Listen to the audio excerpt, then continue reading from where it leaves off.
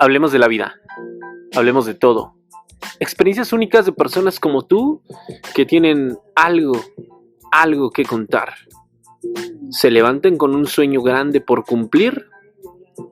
Desde niños soñamos, pero ¿quién habla de los sueños cuando eres adulto? Bienvenidos. Bienvenidos a Sueños de Grandes, este es un nuevo episodio de podcast. Este es nuestro cuarto episodio de la primera temporada y tengo el placer y el orgullo de presentarles a un gran amigo, a una persona que realmente los va a impactar ahorita con todas sus historias. Licenciado Juan Antonio Gasca, ¿cómo estás? ¿Cómo estás, Mary? Bienvenido aquí a nuestras instalaciones. Me da muchísimo gusto saludarte, pero sobre todo me da muchísimo gusto que estés con este proyecto interesante porque hoy la comunicación es fundamental para cualquier desarrollo de empresa. Entonces me da muchísimo gusto. Es correcto, pues la verdad es que la función el día de hoy fue muy breve, muy rápida. Te invito, le entro. Y pues aquí estamos realmente rápido. Y así es como se cierran los negocios. Y hoy en día es bien importante. Pero vaya, tu carrera va enfocada más al tema turístico. Cuéntanos, ¿cómo empezó la onda? Porque he visto muchas entrevistas que te han hecho a través de redes sociales y pues todas van muy enfocadas como al proyecto en el que estás trabajando, pero tu trayectoria es muy larga. ¿De cuántos años estamos hablando? Pues mira, yo tengo de edad 62 años. Es una parte importante que quiero que se sepa. Yo empecé muy pequeño en el tema de la comunicación. Yo soy licenciado en Publicidad y Mercadotecnia, egresado del Centro de Estudios en Ciencias de la Comunicación. Terminando mi carrera y paralelamente con la carrera empecé a trabajar en varias empresas de gobierno, empresas privadas, pero por alguna razón del destino, mi carrera estaba enfocada a la comunicación y es algo que me apasiona mucho, que no la he dejado. Pero mi propia carrera me llevó a un tema muy interesante que es el tema de las emergencias. Yo soy parte fundadora del sistema de protección y restablecimiento de la Ciudad de México para emergencias, que es CIPROR o que era CIPROR. Esto, yo entré a trabajar en ese organismo en 1984. Antes de los sismos, y entré al área de comunicación precisamente. Entonces, previo al sismo, tú empezaste con todos estos programas. Programa exactamente de lo que hoy es Protección Civil. Cuando llega 1985, el organismo donde yo trabajaba se convierte en Protección Civil. O sea, le dan el nombre de Protección Civil porque a nivel internacional el órgano que rige la cultura preventiva es Protección Civil. Y entonces yo en esa instancia empecé a crecer dentro de esa organización, empecé a crecer internamente, escalando posiciones y me especialicé en el tema de la Protección Civil. Esto dentro del departamento del Distrito Federal en aquel entonces. Es correcto. Nosotros, esta institución, Protección Civil, hoy es una secretaría de la Ciudad de México. Nosotros transitamos en ese crecimiento por parte del gobierno de la ciudad. Empezamos a crecer en una institución que se llamaba la Secretaría de Desarrollo Urbano y Obras. Después brincamos en 1985, dependíamos de la Secretaría de Seguridad Pública, es decir, se llamaba Protección y Vialidad. Protección Civil pertenecía a la Secretaría de Protección Civil, a la Secretaría de Seguridad Pública. Y después fue brincando hasta que se vio la necesidad de convertirla en una secretaría. Esta institución, a raíz de los sismos de 1985, se llamaba CIPROR. Cambia a su nombre en 1986, cuando se crea el Sistema de Protección y Restablecimiento para México. Es Protección Civil. Se dictan las bases en el Diario Oficial de la Federación en 1986 para que esta institución se vuelva el tema de protección civil. A nivel internacional, el órgano rector de la prevención y atención de emergencias se llama protección civil. Por eso nosotros le dimos ese nombre. Entonces yo crecí en ese espacio, me capacité mucho, me profesionalicé, me volví especialista en el tema de seguridad. El tema de seguridad en el mundo, a nivel cultural, a nivel prevención, es muy importante. La cultura preventiva tiene una cuna muy importante que es Japón. Japón, a raíz de las guerras, empezaron a crear una cultura entre la población, porque ellos, acuérdate que esos bombardeos, esas sismos que tienen, que están en el centro, es una isla. Ellos empezaron a crear una cultura preventiva. Y esa cultura preventiva te hace entender que tu mayor esencia es convivir con el desastre. Y tienes que elaborar planes preventivos para cuando ocurra. En Ciudad de México, mucha de la escuela de la prevención se crea a través de la cultura de Japón. De hecho, JICA es la Agencia Internacional de Cooperación para Desastres de Japón, y ellos en 1985, 86 y los siguientes años aportaron recursos al gobierno para crear y desarrollar lo que hoy es el Centro Nacional de Prevención de Desastres. Ese Centro Nacional de Prevención de Desastres está enfocado inicialmente al tema de los sismos, que le interesaba mucho a Japón estudiar una cosa muy importante. Japón es una isla y los epicentros son dentro de la isla normalmente. Claro. Entonces los impactos son inmediatos. Ellos lo que querían estudiar, cómo se desplazan las ondas sísmicas desde la costa hasta las ciudades. A ellos no les da tiempo de estudiar eso porque ya hay un sismo o ya una ruptura del subsuelo y ya se está moviendo. Sí, no es como en México que normalmente es en las costas se desplaza, o en los mares, y ejemplo, la ciudad más grande, que es la Ciudad de México, tiene tiempo de reacción. Es correcto, entonces es cuando empiezan a nacer los famosos sistemas de alerta sísmica, cuando empezamos a visualizar el tema de las alertas sísmicas, que dicen es que es muy poco el minuto. Ellos dicen que un minuto es salvar la vida, y es verdad. Claro. Tú en un minuto, si escuchas una alerta y te sales del edificio donde probablemente ya identificaste un riesgo, entonces tienes una gran probabilidad de asumir una condición de resguardo. Entonces eso es el tema, y yo me desarrollé en ese asunto durante muchos años. Después tuve a cargo una alcaldía en la parte de Azcapotzalco en desarrollar el modelo municipal de un área de protección civil gubernamental. Que en aquel entonces todavía eran delegaciones, actualmente ya son las alcaldías. Entonces en Azcapotzalco hicimos un proyecto muy interesante para crear un modelo que afortunadamente fue replicado en muchos municipios. Acordemos que en la Ciudad de México tiene 16 delegaciones. Correcto. O 16 regiones que hoy se llaman alcaldías, pero que autónomamente pueden trabajar con toda la prevención en la localidad.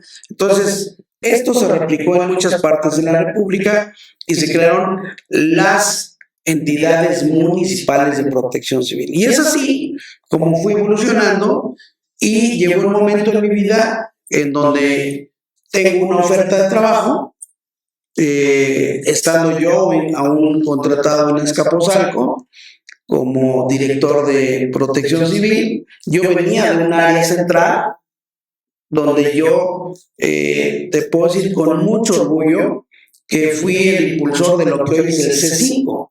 Realmente en protección civil fue la cuna del desarrollo conceptual de un centro de operaciones. Y ese centro de operaciones lo hicimos en San Jerónimo, en la base operativa de protección civil. Y ahí empezamos a establecer toda la red de comunicaciones a todas las instituciones para coordinar la emergencia. Hay una cosa muy importante, Nelly. La protección civil en México se ha desvirtuado por falta de conocimiento. Hoy tú ves ambulancias de protección civil, rescatistas de protección civil, y eso no es protección civil. Protección civil es un ente coordinador de los esfuerzos de todos los organismos que participan en la emergencia. Es por eso que, ejemplo, mencionas ahorita la creación y el nacimiento y el desarrollo de lo que actualmente conocemos como el C5.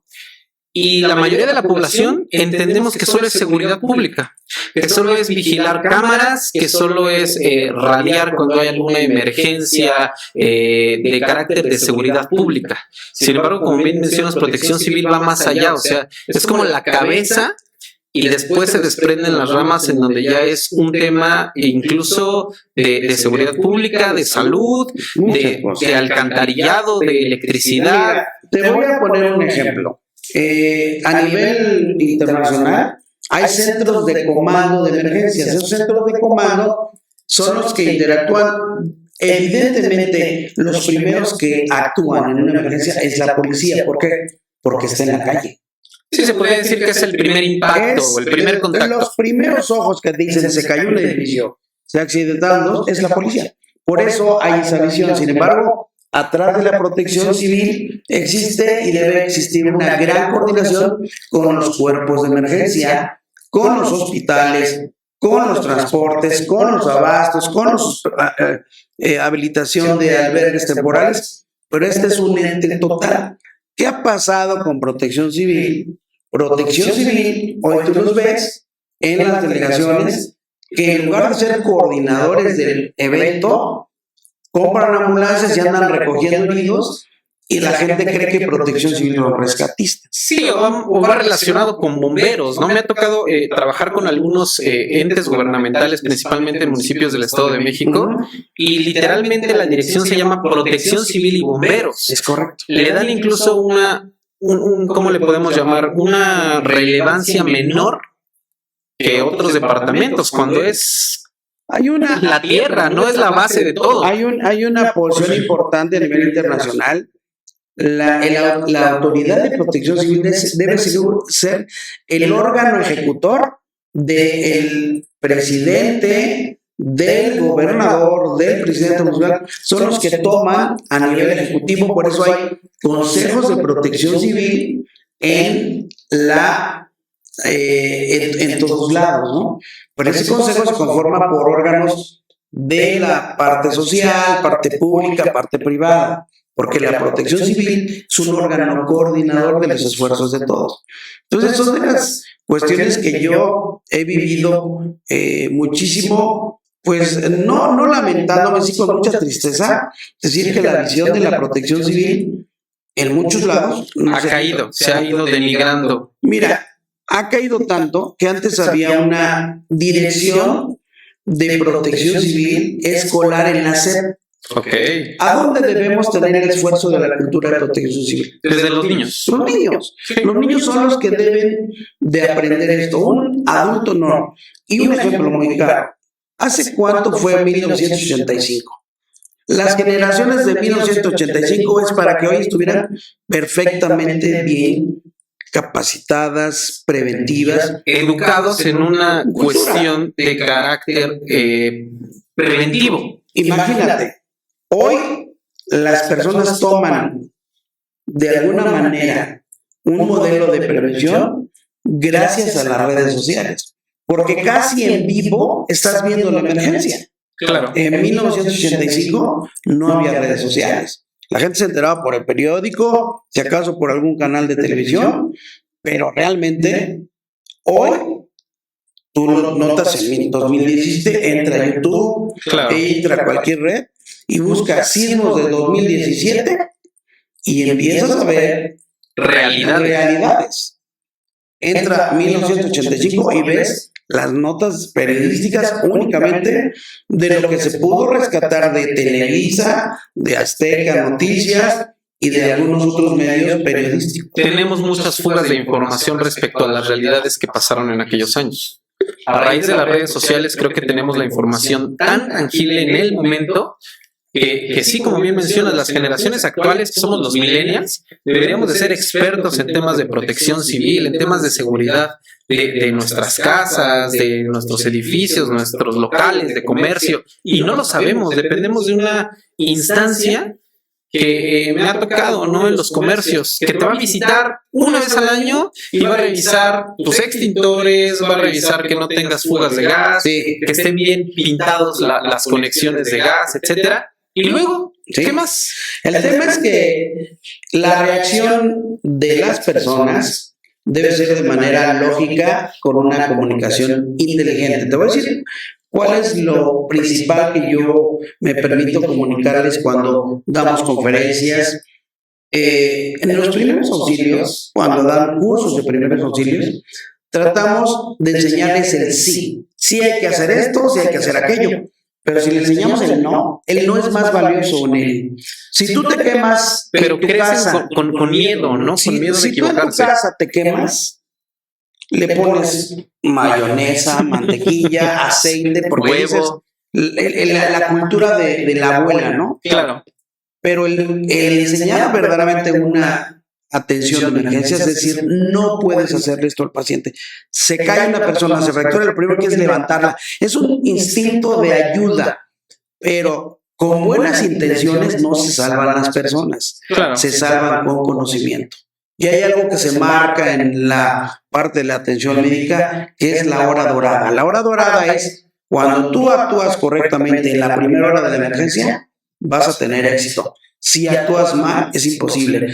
Se electrocuta una persona en tu casa y llegas a salvarlo, pues él ya está con energía interior, te puedes morir tú. Sí, el choque te lo contagia, ¿no? Entonces son de esas cosas que hay que aprender de la vida cotidiana. Ni vamos a aprender a ser rescatistas en la cultura de preventiva, pero mira, hay cosas tan claras y tan lógicas.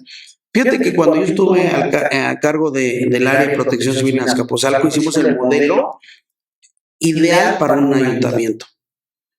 Y a todos los policías, todos de esa alcaldía, los capacitamos en primeros auxilios. Y es muy importante. Estamos hablando de ¿cuántos policías? Mira, una alcaldía puede tener hasta 3,000, 2,000 asignados a esa alcaldía, dependiendo de la alcaldía. Pero imagínate tú, vas en tu auto, ves un accidente, se baja toda la gente y empieza a querer ayudar. Y llega el policía y lo único que hace es poner su patrulla para que no pase el tráfico. Pero ¿qué pensarías tú, Neri, que el policía retira a la gente, saque de su cajuela un botiquín y se vuelva el primer respondiente? Tan lógico como que él es el que está muy cerca del accidente. En las alcaldías, lo más cercano de emergencia es una patrulla. Por eso tú pides hoy al 911 una patrulla, lo primero que, una ambulancia, y primero llega una patrulla. Claro. A ver si es cierto. A verificar si es cierto. Pero ¿qué pasaría si a tu casa llega una patrulla con 2 policías que tengan la capacitación de primeros auxilios y atiendan a tu paciente? Que lo salven que le den RCP, que le inmovilicen, todas las cuestiones que es el primer respondiente. Sí, tienen temas básicos, ¿no? En donde van a salvar una vida. A lo mejor no le van a curar, no le van a dar una atención médica correcta. En lo que llega al servicio de emergencia es una ganancia. Deficiente totalmente en nuestra ciudad. Deficiente. Yo te invito a que cheques cuántas ambulancias hay para los millones de habitantes de este. ¿Tenemos ese dato? Muy bajo. Yo te puedo decir que si encuentras 30 ambulancias, 40 es mucho. Para toda la ciudad. Para una ciudad de Cruz Roja, EU y lo que es el Servicio de Salud de la Ciudad de México. Para una ciudad de ¿cuántos millones de habitantes? Estamos hablando con el área metropolitana más de 20 millones. Alrededor del cinturón. Estamos hablando de que hay una ambulancia por cada 2 millones de habitantes. Pero no lo consideres así porque los servicios por ejemplo, el EU están diseñados para atención de policías en servicio. Inclusive, normativamente, ellos no deberían andar recogiendo heridos en la calle. Cruz Roja es un organismo internacional que está hecho para las emergencias mayores, para los desastres. Y hay pocos países donde atienden emergencias en la calle. ¿Por qué? porque es su filosofía atender a las poblaciones en ciudades donde no hay servicios de emergencia. Hoy, ¿cuántos hospitales de la Ciudad de México hay? Balbuena, Joco, Iztapalapa. Sí, la Villa, ¿10 te gustan? ¿10? Que tengan 2 ambulancias, hoy ya las sacan a la calle. Y hay que ver las condiciones en las que están también. Hay que ver la condición de la capacitación de las personas que van a realizar. Adicional. Entonces, eso es un tema importante. Y ese es son los organismos de emergencia. Protección Civil debería de estar pensando en que realmente crezcan los servicios de emergencia y no que crezcan las personas de Protección Civil que se vuelvan rescatistas. Entonces, ese es el tema. Y hoy día hay una gran necesidad de crear una legislación nacional en materia de protección civil. La Ciudad de México hoy tiene el reglamento más robusto en materia de protección civil. A nivel, yo creo que de Latinoamérica. Han hecho una gran labor esta gestión de la jefa de gobierno actual. Sí, de la doctora Claudia Sheinbaum. Y entonces han puesto el dedo en la llaga. Han creado una ley y un reglamento muy preciso que todavía es mejorable, pero que está ayudando a que no exista la corruptela que existía muchos años, ¿no? Tú tenías una industria, iba el de protección civil de la alcaldía, le dabas su lana y ya tenías tu programa. ¿Cómo es? Sin hacer un estudio previo, sin realmente tener un programa físico. Venía platicando en el coche con mi esposa y realmente es bien importante tener un plan de protección civil, ¿no?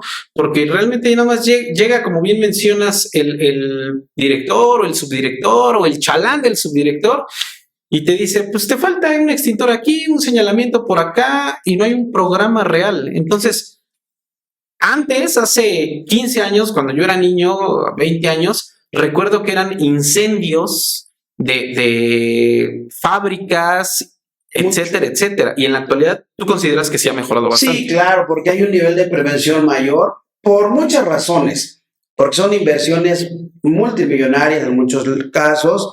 ¿Quién sigue en una condición de riesgo? Aquel empresario que va empezando y que dice, tú no le inviertes en seguridad. Realmente la seguridad se considera como un gasto, pero debería verse como una inversión. Es como cuando contratas un seguro del auto. No quiero andar con seguro. Hasta que toque el evento, dices, qué bueno que tengo seguro. Pero mira, sí ha habido una evolución importante en materia de reglamentación. Hoy, para la Ciudad de México, existen especialistas que se llaman responsables oficiales de protección civil, que son los únicos que ante una empresa pueden evaluar el desarrollo de un programa que es obligatorio reglamentario y tienen un acceso a una plataforma digital del gobierno de la ciudad. Tienen un código ellos asignados, son peritos, y si tú tienes una fábrica de colchones, necesitas contratar un perito de esos, un responsable oficial, se llaman ROPS, antes se llamaban terceros acreditados aquí en la ciudad, y ellos son los que desarrollan tu proyecto, tu programa, hacen un estudio de riesgos, un análisis exacto de lo que necesitas y te lo presentan para subirlo a una plataforma. Subiéndolo a la plataforma, tienes tu registro. Obviamente, estas personas, para ser peritos en protección civil, que se llaman ROPS, han pasado un proceso muy largo. Primero, tienen que pasar un diplomado en el Instituto Mora, que es un instituto muy reconocido en materia de prevención.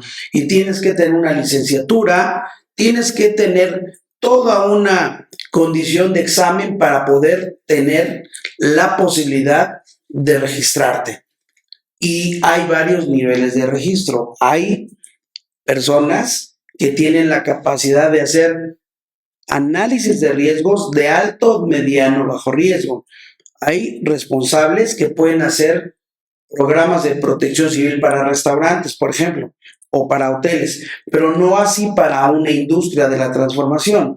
Entonces, todas esas cosas han sido muy importantes porque ahora la alcaldía lo único que hace es revisar que este programa se haya subido a una plataforma y que cumpla con todos los lineamientos, pero realmente no tienen una capacidad de evaluación, simplemente es un complemento.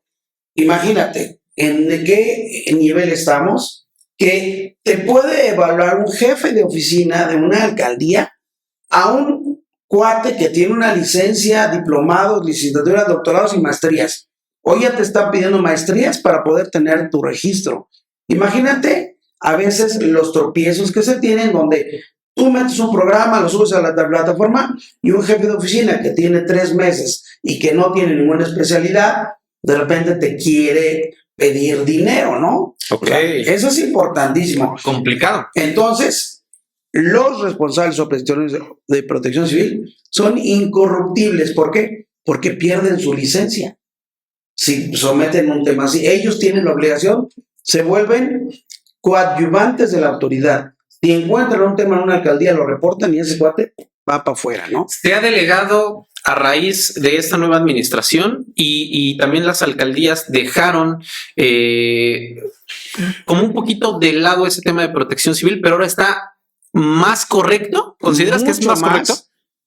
Antes había mucho compadrazgo, ¿no? El dueño de un gran corporativo era amigo del alcalde, lo clausuraba por protección civil y el alcalde dice, no, levanten la clausura. Hoy nadie, ningún alcalde tiene facultades para levantar una clausura en materia de protección civil.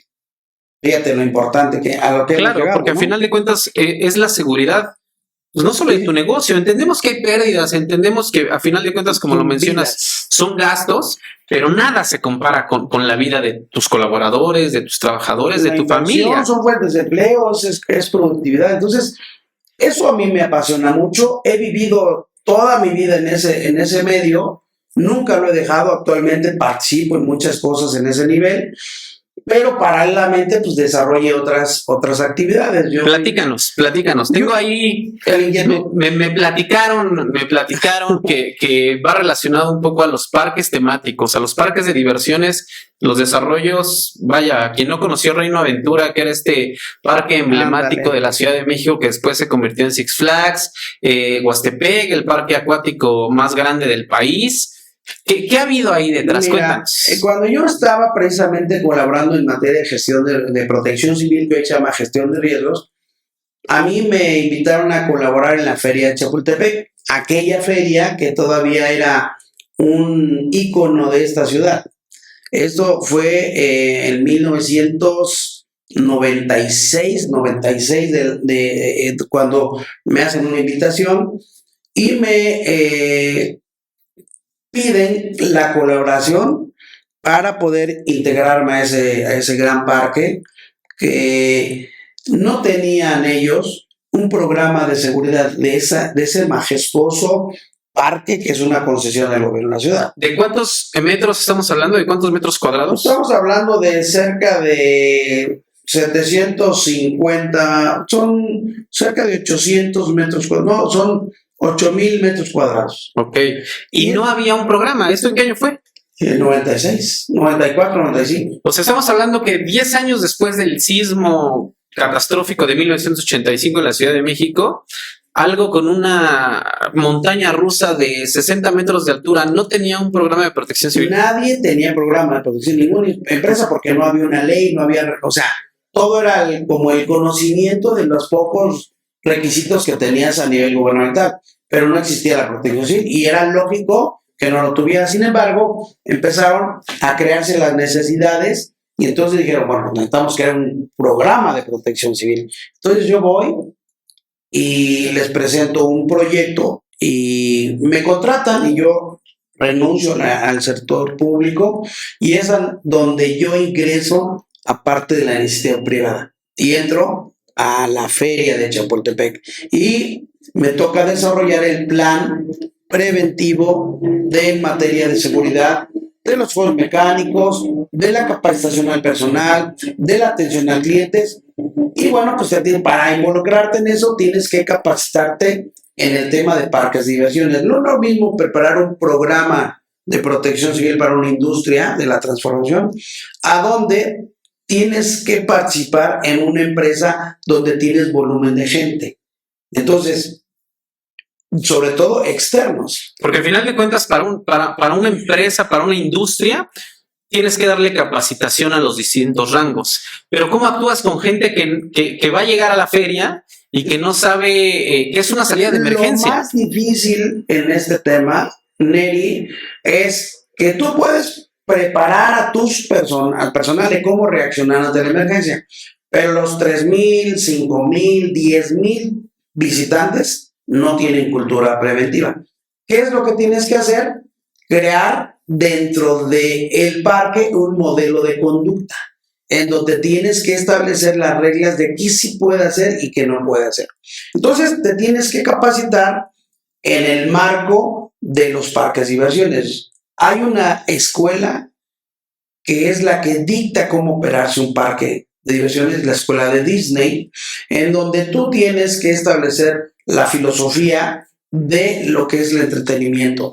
El entretenimiento te dicta 5 filosofías, que es la seguridad, la hospitalidad, la limpieza, la imagen y la productividad. Son 5 filosofías que te dicta Disney. Y Disney dice, sobre todas las cosas, la seguridad es lo más importante. ¿De qué me sirve un parque que sea muy hospitalario si no hay seguridad? Okay. ¿De qué me sirve un parque limpio si no hay seguridad? ¿De qué me sirve una buena imagen si no hay seguridad? ¿Y de qué me sirve ser muy productivo si no hay seguridad? Porque todo se quiebra cuando falta la seguridad. Y tenemos el caso de lo que ocurrió en este parque de la Feria de Chapultepec, que ya no estaba en nuestra tutela, estaba ya en otra empresa, en otra administración, y ahí se les quebró. Y se les quebró la parte preventiva. No hay excusa. Este accidente, en mi forma de pensar, fue una negligencia preventiva de mantenimiento. Nos hablas de esta filosofía Disney. ¿Dónde la aprendiste? En Disney. No hay otra escuela. No hay otra escuela del entretenimiento más que la Disney. Cuando yo tomé esta responsabilidad, me tuve que ir a Orlando, que es la cuna del entretenimiento a nivel mundial. Ahí encuentras toda la esencia de los parques de diversiones, y hay 3 tipos de parques. Hay temáticos, hay mecánicos y hay acuáticos. Esos son los 3 grandes tipos de parque a nivel mundial. Y yo participé en la Feria de Chapultepec en un parque mecánico. Okay.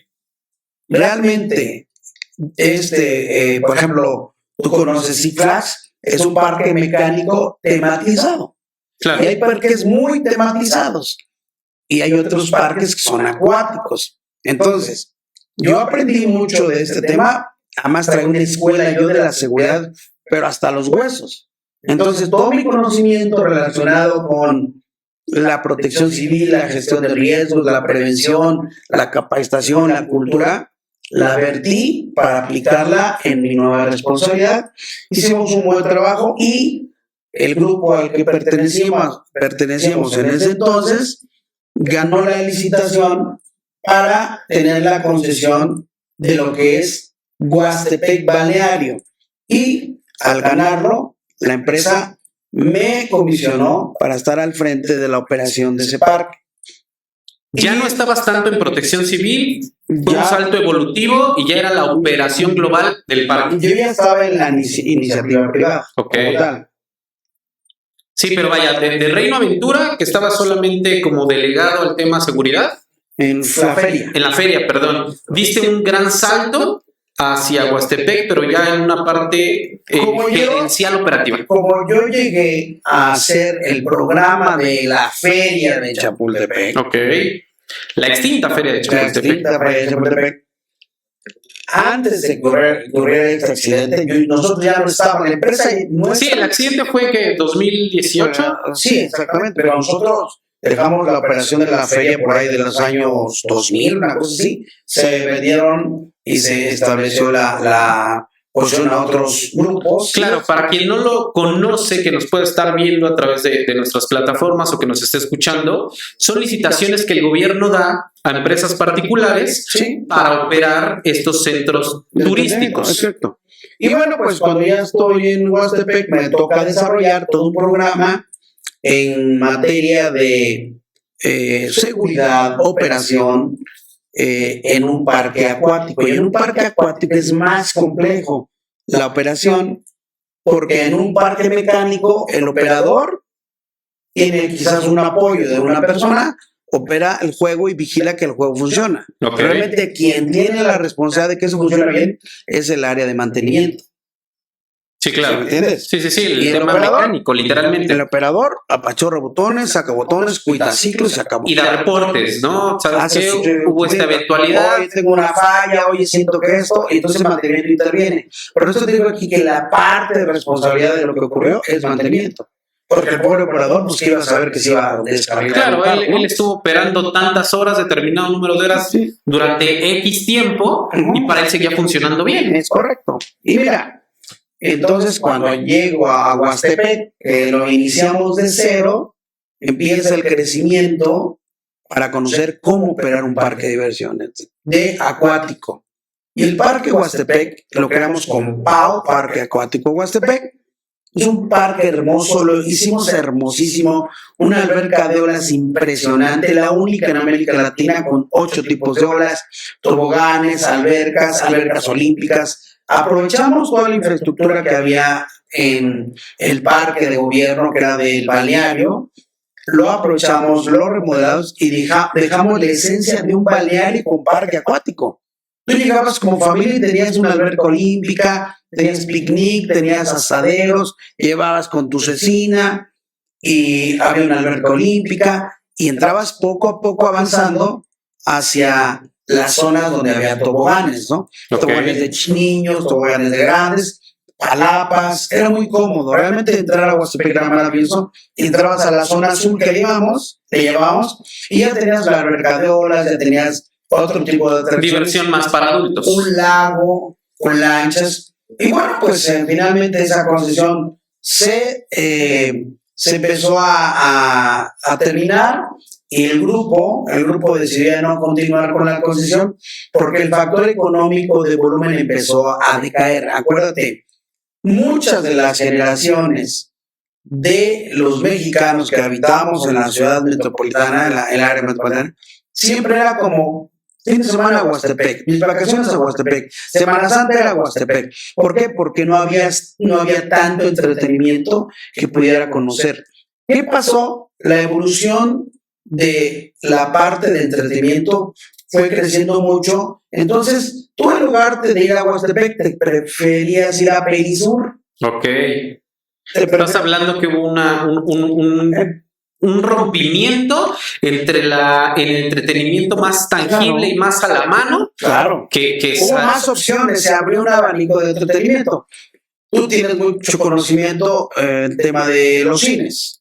Antes los cines se murieron y volvieron a rescatarse. ¿Qué hizo la industria del cine en México? Los volvió más agradables. No salas tan grandes, aire acondicionado, palomitas, asiento cómodo, facilidad de compra. Y empezaron a decir, vamos a ver, acuérdate, en los años 1975, en los 80s, para ir al cine tenías que ir a formarte para agarrar lugar. Y todos juntos o separados. Cine latino, el cine roble, el cine internacional, el cine Diana, que era un ícono, claro. El cine ópera. Entonces, ir al cine era una gran aventura, pero se volvió complicado. Entonces, hoy tenías la posibilidad de tener mucho entretenimiento. Empezaron a abrir plazas comerciales y para el tema económico del mexicano, un centro comercial es maravilloso para el padre de familia. ¿Por qué? Porque el padre de familia dice, me voy a llevar a mis amigos, a mi familia, a mi esposa, a dar la vuelta a Plaza Universidad. A ver qué hay. Y a lo mejor no gastó nada. Y no gasta nada. Y estás 4 o 5 horas dando vueltas y dices, bueno, un heladito. Y te comes un heladito. Pero, decir, ir a Huastepec tienes que pagar autobús o carretera, casetas, gasolina, hacer la vianda, la comida, y si tienes un salario mínimo, ¿cómo le haces? Claro. Entonces, es un factor muy importante el hecho de ¿por qué dejaron de ir a los parques de diversiones? La verdad es que sí era y es más fácil para todas las familias mexicanas. Incluso pues ya hay centros comerciales a 5 o 10 minutos de tu casa, te puedes ir caminando, te ahorras muchas cosas. Y entonces bajó la afluencia de la visita en este parque que está, digo, no está tan lejos de la ciudad, estamos hablando de media hora de camino, pero era un gasto mayor. Es un éxito los centros comerciales, por eso abren. Pregunta, ¿y por qué se abren tantos? Porque son un éxito. Claro. Porque traen tiendas ancla como los cines, como Liverpool, como cualquier otra.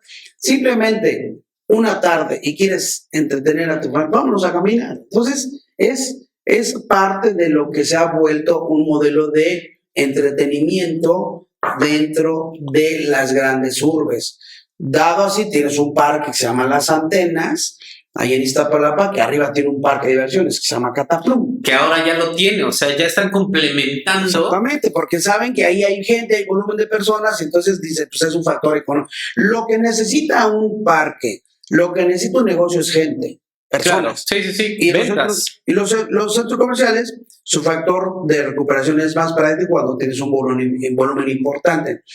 ¿Qué pasa hoy con otro tipo de actividades, ¿no? Que se han perdido? Por ejemplo, el hipódromo en la época de los años 60, una cosa así, pues era como el punto de encuentro para las familias, ¿no? Ok. Entonces, las alamedas. Exactamente. Y vos, por ejemplo, otra vez, el tema de la Plaza de Toros. Antes de los domingos, la Plaza de Toros se llenaba, había mucha fiesta brava. Hoy que en el tema del cuidado animal y tantas cuestiones han sido complicadas, pero dices, ¿qué hace esa gente que ya no va a la Plaza de Toros?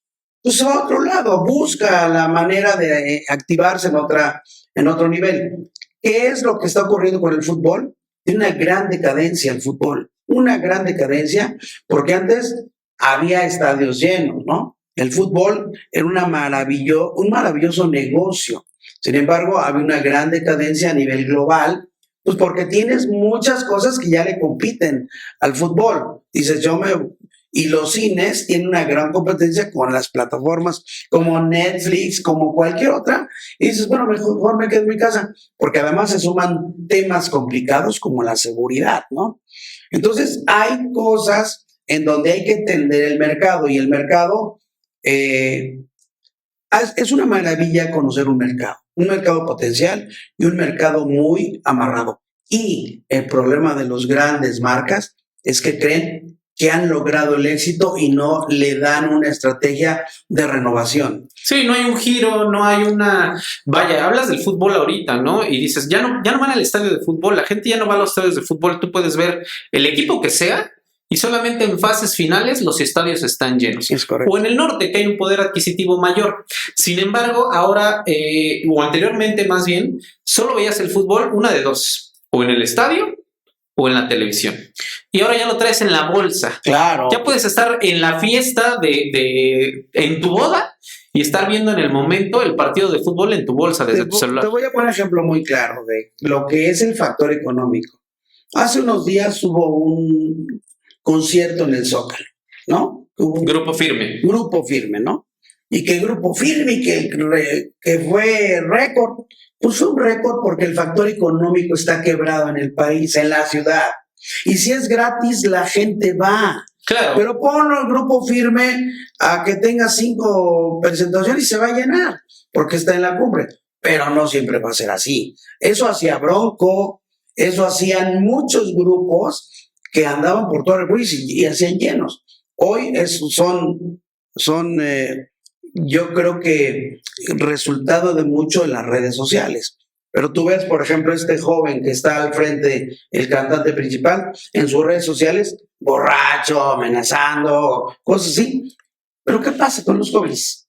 Entonces van las familias porque quieren escuchar algo gratis. No van por el morbo de ver al borracho, ¿no? Entonces son cosas que son importantes en el factor económico de una sociedad y, bueno, de una gran capital como esta Ciudad de México. Entonces, esa es parte del resultado de las redes sociales. Entonces, esa comunicación ha evolucionado muchísimo. Las marcas han encontrado estrategias muy interesantes para vender sus productos. Tú entras a internet, te venden colchas, zapatos, carros, te venden lámparas y la publicidad en las redes sociales son importantes. Claro. La forma digital es interesante, pero yo creo que llegó para quedarse. La televisión abierta perdió una gran oportunidad de crear contenidos. Sigue viva. ¿Hasta cuándo? No lo sabemos. Pero hoy la televisión en vivo de los canales que conocemos nosotros tiene una poca permanencia y el rating se mide en función de la audiencia que está sentada y todavía hay grandes dudas de cómo saber si realmente hay una gran audiencia y presuman mucho las tendencias del rating por los reportes de rating, pero realmente ¿existe un valor importante hoy para eso? O sea, y no existe una medición real, porque al final de cuentas el rating te marca a lo mejor cuántas televisiones están prendidas en ese canal, pero no te marca cuántas personas hay en la sala de cada televisión. Es correcto, y además hay temas complicados. Hace poco escuché a doña Patti Chapoy, una de las principales benefactoras del espectáculo, claro, decir que la cambiaron de horario a la 1 para levantar el rating. Pues yo no sé si es para eso o para que pensarán que a la 1 de la tarde las señoras están en la casa haciendo la comida. No lo sé. Pero son cosas que evidentemente tienes que evaluar y cuando tú estás al frente de una marca, tienes que conocer tu mercado. Hablo desde la parte, fíjate, el marco conceptual del tema de protección civil, tienes que saber la gente que vas a atender, hasta dónde tiene una capacidad de aprendizaje. En los parques de diversiones tienes que saber si van a ir o no van a ir y qué les gusta o qué no, y tienes que renovarte, ¿no?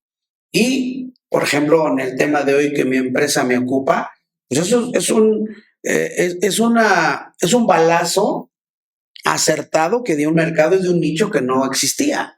Y hoy tengo una empresa que se dedica a dar turismo en helicóptero y que solamente hay 5 grandes lugares en el mundo que se dan como producto turístico. Las Vegas, Nueva York, Ciudad de México, Dubái y Hawái son los 5 grandes productos turísticos en helicóptero. Vas a encontrar en el mundo, por ejemplo, el tema de experiencias de vuelo en las cataratas del Niágara, en Alaska. Sí, en avioneta. ¿Qué verás en las cataratas del Niágara? Pues nada más las cataratas. ¿Qué verás en Alaska? Pues nada más hielo. ¿Pero qué ves en la Ciudad de México? Todo.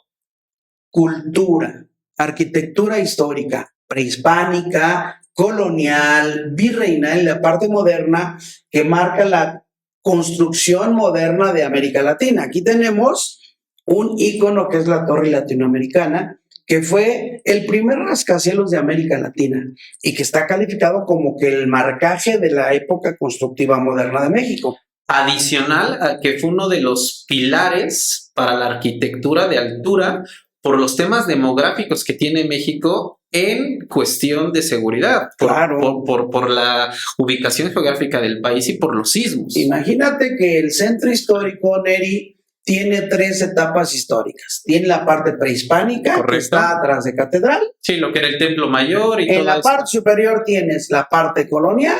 Zócalo. Y un edificio que es la marcaje de la era moderna de la ciudad. Entonces, imagínate para un turista ver a unas cuantas cuadras prehispanidad, conocer y descubrir la parte colonial que es maravillosa, y descubrir una torre que dices, estos cuates en una zona sísmica, una zona del lago, construir un edificio de 44 pisos donde realmente tienes ahí una posibilidad fuerte de que existan movimientos telúricos como los que ya hemos vivido, claro, en 85, en 2017, en este año tuvimos. Entonces son cosas impresionantes, pero que es el marcaje de lo que podemos mostrar en helicóptero. Yo en 2014 empecé esta aventura de crear un producto turístico que no había en México. Y hoy con mucho orgullo te digo que somos los únicos en México, no en la ciudad, en México, que es el producto turístico de más altura en México. Y bueno, pues llevamos a conocer nuestra Ciudad de México, llevamos a Teotihuacán. Y entonces creamos un producto interesante porque nos dedicamos a buscar el nicho de mercado que no existía y traerlo y descubrirlo. Y es difícil, empezar de cero es muy difícil. Claro. Pero ya encontramos un embalaje importante porque está nuestra marca muy posicionada, inclusive ya a nivel internacional. Y entonces yo cuando doy alguna conferencia en este sentido decimos, ¿qué mostramos? Pues mucho más que en Las Vegas. En Las Vegas tú vuelas, el vuelo de 10 minutos en Las Vegas te muestran edificios prendidos y se acabó. Sí, técnicamente Las Vegas no se compara con la Ciudad de México en cuanto al tamaño y la proporción que puede haber. Y mira que en Las Vegas es el número 1 de vuelos a nivel internacional. Ok. ¿Por qué? Porque Las Vegas vas con dinero. Sí, vas a gastar.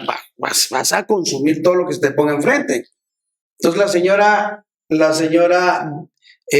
güera con su copete respingado y la nariz operada viene con su bolsa Gucci y dice, ¿sabes qué? Yo ya volé en Las Vegas. Pero realmente sus vuelos fueron de 10 minutos en una pecera porque son vuelos de 6 personas. Nosotros agarramos un modelo diferente. Es un vuelo privado, es un vuelo mucho más largo que el de Las Vegas y te presento historia, modernidad, la arquitectura. Entonces nos convertimos en un producto muy, muy peleado porque yo tengo algo muy importante que no tienen. Tenemos la Ciudad de México, que es la materia prima más importante para hacer un producto turístico. En Dubái tú vuelas, Neri, y es espectacular.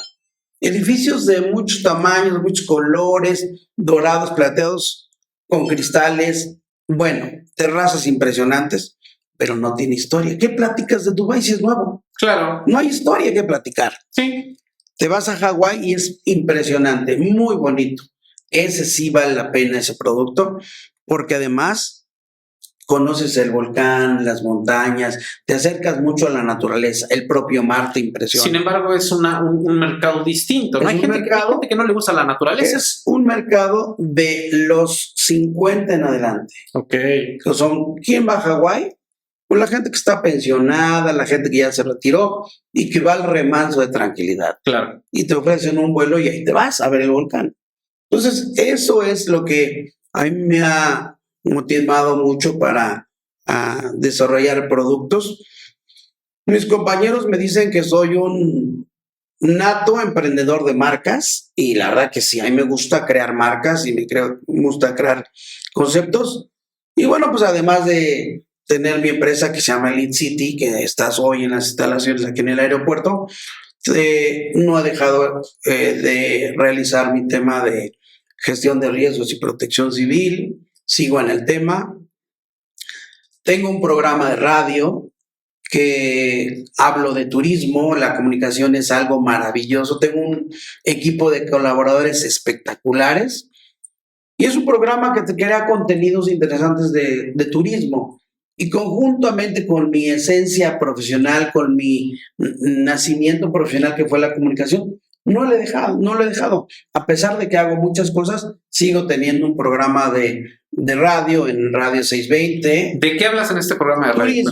Turismo, un contenido turístico, estadísticas turísticas. Tenemos invitados muy importantes relacionados, líderes del turismo, en donde el turismo tiene una gran posibilidad en México, porque además es la tercera actividad de generación de recursos y de economía para el país. El primero es las remesas del petróleo, en segundo lugar, la producción de petróleo. El segundo, las remesas de nuestros connacionales que nos envían de allá para acá. Y el tercer lugar es el turismo. Sin embargo, el turismo ha tenido una gran afectación a nivel global después de la pandemia, pero terminó la pandemia y hoy está más vigoroso y el turismo ha cambiado muchísimo. Hay una gran evolución del turismo. Antes solamente conocíamos el turismo de sol y playa. Hoy el turismo se ha diversificado en un gran abanico de posibilidades porque tenemos el turismo LGBT, el turismo religioso, el infantil, tenemos cultural, deportivo, o sea, el turismo de colonial, o sea, cada vez hay más. El turismo de negocios es impresionante, Ahora, el eCity, lo que me comentas es que te da como esa ventana para el turismo, en donde a lo mejor los llevas a conocer la zona de los estadios, la zona de CEU, por allá en el sur, la zona colonial, la zona moderna, Polanco, edificios, Patrimonios de la etcétera. humanidad como Xochimilco, ¿no? Y tú ya como turista dices, quiero ir acá, quiero ir acá, quiero ir a este lado. Les abres los ojos a la ciudad. ¿Consideras que el eCity es eso? ¿Es esa ventana para gente que incluso conoce o que vive en la Ciudad de México, pero no sabe que existen ciertos lugares coloniales impresionantes en Mira, la ciudad? esta ciudad es tan grande y con tanta diversidad que la pernocta en esta ciudad es baja a comparación de lo que puede hacer. Tú vas a Xochimilco y te tienes que aventar un día ahí, pero vete un día a los Dinamos, es otro día, vete al centro histórico, es otro día, pero te voy a invitar a que vayas a San Ángel, pero sin sumar la gran posibilidad de museos que tenemos. Claro. Somos la segunda ciudad después de Londres en número de museos. Tienes Museo de Chocolate, de la Caricatura, el Museo de Antropología, Museo de Ropa, Museo del Juguete Viejo, Museo de las Artesanías. Son impresionantes los museos que tenemos en nuestra ciudad capital, que es la Ciudad de México, y por eso le llaman la capital cultural de América Latina. Y entonces, pues en ese juego de cosas, dices, pues nosotros vamos a mostrarle todo lo que hay. Antes de abordar a nuestros pasajeros, les damos un briefing de todo lo que van a ver y ellos decidirán a dónde poder bajar. Por ejemplo, nosotros tenemos una gran alianza con nuestros amigos del restaurante Bellini. El restaurante Bellini está en el World Trade Center y el World Trade Center, además de ese gran edificio que es uno de los recintos más importantes de congresos, convenciones y exposiciones de América Latina, tiene una gran posibilidad porque tiene el restaurante giratorio más grande del mundo. Hay 5 restaurantes giratorios así importantes, pero el más grande del mundo es este, entonces hay que presumirlo. Entonces, Claro. los invitamos a volar y después hay unos que dicen, yo quiero conocer el restaurante. Tenemos una alianza para tener un paquete muy especial para nuestros pasajeros. Tenemos una alianza con restaurantes en Teotihuacán. Mucha gente no le da tiempo de ir a Teotihuacán como turista porque te hospedas en la Franja de Reforma y dices, vamos a Teotihuacán y regresar. Entonces son cosas que entendemos del turismo, entonces decimos, vamos a acercarlos. En helicóptero en la zona arqueológica estás en 12 minutos.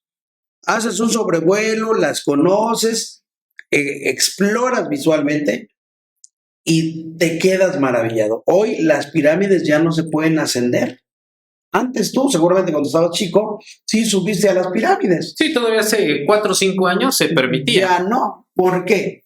Por la falta de cultura del cuidado del patrimonio que es. Y eso... Adicional a la prevención de las direcciones de las instalaciones. Entonces, eso son cosas que son importantes reconocer. Entonces, nosotros digamos, ya no puedes subir las pirámides, pues nosotros sí, ¿no? El globo, que es un producto impresionante, muy bonito, que se ha puesto de moda en México. Tenemos grandes lugares donde se hace el vuelo globo, en Teotihuacán, hay en el Estado de México, hay el Festival Internacional del Globo, que mando muchos saludos a nuestros amigos del Globos de Teotihuacán. Tenemos una gran relación con ellos, pero ellos, por su condición técnica, tienen que volar muy temprano. Tienen que volar en una condición de clima frío, porque es aire caliente contra frío y se eleva. Y a las 10 de la mañana ya no puedes volar, ¿no? O sea, ya es imposible técnicamente. Y es un vuelo muy pasivo, muy padre, háganlo alguna vez. Pero si tú no tienes tiempo de ir a las 6 de la mañana, no te gusta desmadrugarte. Sí, porque si vas desde la Ciudad de México, desde el sur, a las 6 de la mañana mínimo es hora y media de traslado. Correcto. Entonces el mercado inclusive, es importante conocer el mercado.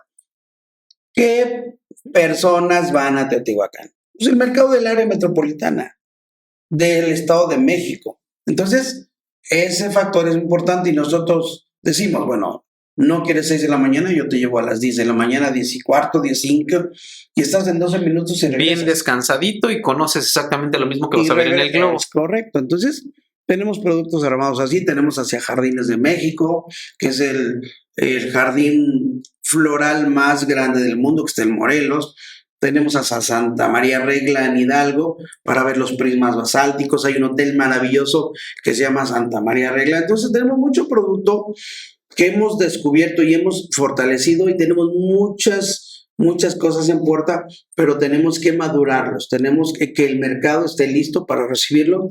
Y eso es lo que actualmente yo, Juan Antonio Gasca, hago en participación y con la ayuda de un gran equipo de trabajo.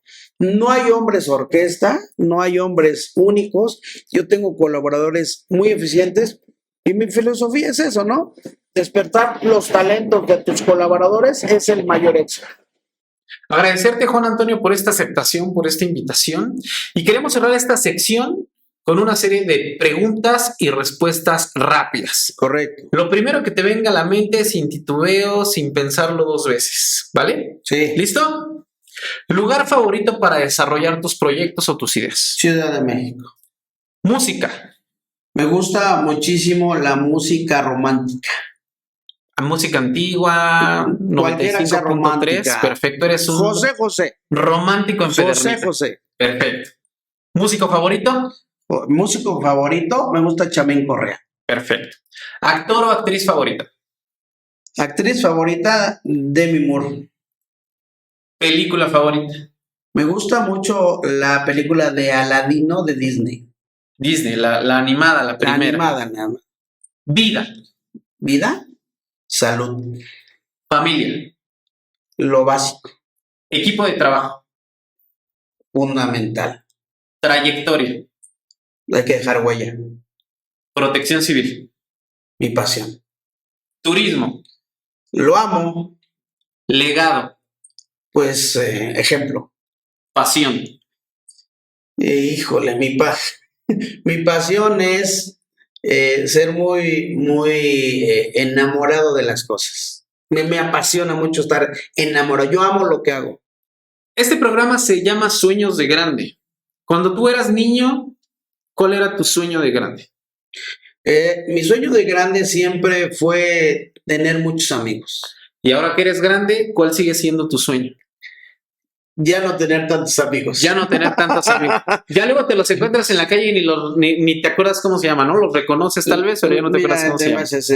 Voy a hacer un breve paréntesis. Hay ocasiones en donde inclusive mis colaboradores me dicen, oye, tú te saluda a todo el mundo. Le digo, pues es que yo creo que hacer cosas bien te va dejando huella, ¿no? Claro. Pero a veces hasta pena me da porque yo no me acuerdo de ellos. Conozco muchas personas, pero amigos se cuentan muy pocos realmente. Perfecto. Agradecerte nuevamente, Juan Antonio. ¿Quieres dar tus redes sociales, las redes sociales del ICITI, del ITUR? ¿En qué proyecto estás trabajando? ¿Qué viene para Juan Antonio Gasca? ¿Qué sigue? ¿Cuándo nos vamos a volver a ver? Mira, despedirte de tu gente. Tenemos un proyecto en puerta en donde me dices una de mis anécdotas o de las cosas que yo nunca pensé es regresar al mundo del entretenimiento. Y ahora estoy al frente de un gran proyecto que se llama Aztlán, Parque Urbano. Tengo una gran participación ahí en este proyecto que el próximo 2023 va a aperturar. Y el grupo ganador de este parque para la construcción y operación me ha brindado la confianza para que lleve la parte operativa de ese parque. Entonces, es algo que me apasiona mucho, pero que me da mucha tranquilidad, porque hemos trabajado mucho para poder siempre tener los pies en la tierra y saber que hay errores que no puedes cometer en tu vida. No puedes tropezar 2 veces con la misma piedra, como ahí dice una canción, pero la verdad es que eso me tiene con una ardilla caminando muy rápido sin que deje mis logros personales a nivel de empresa. Y eso me da mucha confianza porque además tengo un compromiso moral con el grupo que me ha invitado nuevamente porque ha creído en mí. Entonces, cuando creen en ti, pues tienes que demostrar que le echas toda la pasión, ¿no? Y entonces, yo tengo una palabra muy acotada siempre en mis mensajes, que debemos levantarnos siempre con ganas de volar, pero nunca dejar de tener los pies en la tierra para no perder el horizonte. Y eso es lo que me marca mucho mi forma de ser, ¿no? Claro, la verdad es que una muy buena frase. Y entonces, por lo que nos platicas, regresas a la feria de Chapultepec. Se llama Aztlán Parque Urbano. Es este nuevo concepto que está manejando la Ciudad de México y fue el nombre que se le delegó, Aztlán Parque Ciudad de México, que si no me equivoco va a ser el parque urbano más grande de ¿dónde? ¿De América Latina? ¿Del mundo? Del mundo, porque hace un año y medio se puso en competencia en redes sociales precisamente Central Park, que es un parque maravilloso en Nueva York, pero se puso una competencia en redes sociales y el bosque de Chapultepec se fue arriba. Y estamos en un bosque maravilloso que es debe ser orgullo de México este bosque de Chapultepec. Se ha reforestado, hay un lago maravilloso, es el único castillo vivo del mundo el que tenemos y ahora vamos a tener un parque impresionante, vamos a tener cosas maravillosas, ahí en redes sociales los van a encontrar, pero va a ser una gran sorpresa para todos porque va a ser un parque que no va a costar entrar a conocerlo y vas a poder, pues, si quieres subirte a una rueda de la fortuna, si quieres subirte a una montaña rusa, a juegos infantiles, va a haber restaurantes, va a haber un foro de espectáculos. Entonces, estamos haciendo algo muy digno porque la Ciudad de México lo merece. Perfecto, pues nada, tus redes sociales, ¿dónde te encuentran? Búsquenme ¿Dónde encuentran tus como marcas? Juan Antonio Gasca, y ahí van a encontrar parte de lo que yo desarrollo, pero sobre todo en mis redes sociales de mis empresas. No me gustaría darlas, yo creo que es un gol que puedo meter gratis contigo, pero realmente yo soy Juan Antonio Gasca y ahí van a ver todo lo que desarrollo y me da muchísimo gusto que estés por acá y te deseo mucho éxito con este nuevo proyecto porque hoy lo importante es hacer lo que uno quiere hacer. Es correcto. Bueno. Y esa es la base de Sueños de Grande, ¿no? De Sueño de Grande, yo de niño quería comunicar, quería dar a conocer la experiencia de las personas, porque desde niño me platicaban tantas aventuras que yo quería dar a conocer y ahora tengo la dicha y la fortuna de sentarme de frente y que de viva voz nos lo platiquen. Muchas gracias, Juan. Muchas gracias, Neri. Pues aquí estamos a tus órdenes. Muchas gracias. Perfecto, pues agradecerle. Agradecerle a la gente de Sueños de Grande. Este fue un episodio nuevo de podcast, así es que sigan a Juan Antonio en sus redes sociales, sigan obviamente a Sueños de Grande, suscríbanse a través de Spotify, YouTube, sigan el City Tour. Muchas gracias por esta aventura que el día de hoy nos presentas, mucho éxito y esperamos que nos vemos pronto con tu nuevo proyecto, con tu nueva aventura. Claro que sí, cuenta con ello. Muchas gracias. Muchas gracias.